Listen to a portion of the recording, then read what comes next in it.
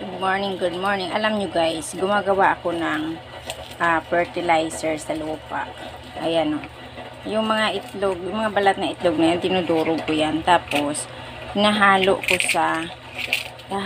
sa lupa na yung pagtataniman ko na aking mga Mamaya pakita ko sa inyo yung aking tanim na pichay, sili, saka kangkong, saka alugbati.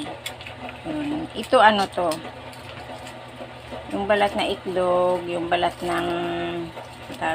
ng pakwan, tapos may may balat ng saging. Basta yung mga yung mga balat-balat ng mga gulay, inaano ko siya, tinatabi ko, tapos sinahalo ko doon sa lupa ko na binili. May binili akong lupa sa tawag nito, sa plastic. Hindi ko pa kaya bumili ng malaking lupa. Yan. Ito. Ihahalo ko to dun sa lupa. Mamaya. Tapos, ito yung aking mga ito yung aking mga hinugas sa bigas. Sasahod ko siya para ipandilig. Tapos, ayan, nagbababad na naman ako ng bawang. Yan para itatanim ko na naman. Ayan. Ito, ayan may lumalabas na siya na ugat. Ayan. Ayan. Lumalabas na ugat niya. Binababandagay ko lang siya dyan sa tissue na basa. Ayan, ewan ko kung mabubuhay ito. Pero yung iba mayroon ng mayroon ng ugat na lumalabas-labas.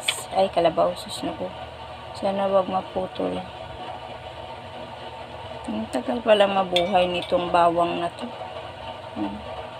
Kaya binababad ko lang sa dyan. Ayan. Ngayon, ilalagay ko ang aking hinugas sa bigas. Ilalagay ko dito. Ayan. Ilipat ko sa dyan. Alam mo, yan yung aking invento na yan yung aking invento na sprinkler.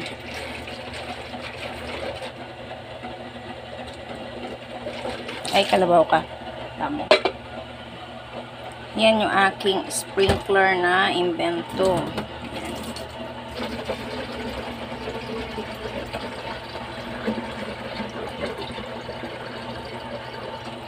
Kasi yung hugas bigas maganda pandilig sa halaman. Ayan yung takip niyan binubutasan ko para hindi siya direktang sa halaman. Diba? Okay. Sige. Pupunta tayo doon, magdidilig tayo. Pakita ko sa inyo yung aking mga tanim. Dali lang. Ito, silin labuyo. Yan, wala pang tubo. Yan ang aking silin labuyo. Tapos ito yung mga halaman na kunti. Ayan, ganda ng Mariana ko. Ang taba. Ayan. Tapos, ito, didiligan ko. Ayan. Ito yung aking mga pichay, pero parang tuyo pa, basa pa. Ayan, didiligan ko sila. Ayan. Ayan. O, diba? Ayan, sa lupa ko lang itama kasi baka malusaw siya.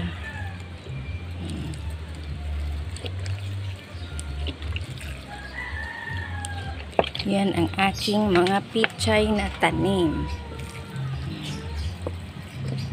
Hindi pwede kasi diligan palagi to kasi malulusaw ang kanyang mga stem.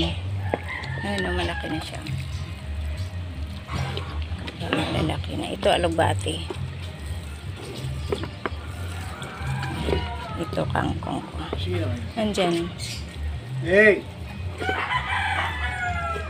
Yan ang aking kangkong. Tapos ayun ang okra ko. Isang piraso na buhay. Ayan ang aking kangkong. Okay. Diba? Ito lang ilalagay siya. Lahat ng kaso ko, dahil naka-forum eh. Okay. Mag-antay tayo ulit ng ating mga ibang pananim. Pasok anak, pasok. Ayan.